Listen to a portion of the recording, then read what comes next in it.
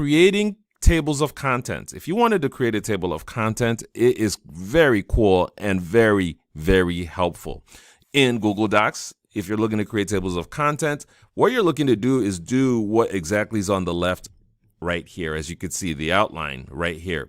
So if you notice, we have 3: Introduction to Google Docs, Basics of Google Docs, Tips and Tricks for Using Google Docs right here. These are sort of like subheadings or tables of content. And how do you do that? You go and you make one of these, the main highlight. You make the main, main phrase, right, of what you're going to talk about into a header. And I have on purpose actually left this because advanced features of Google Docs should be in between these two on the left here. And likewise should the conclusion be at the end.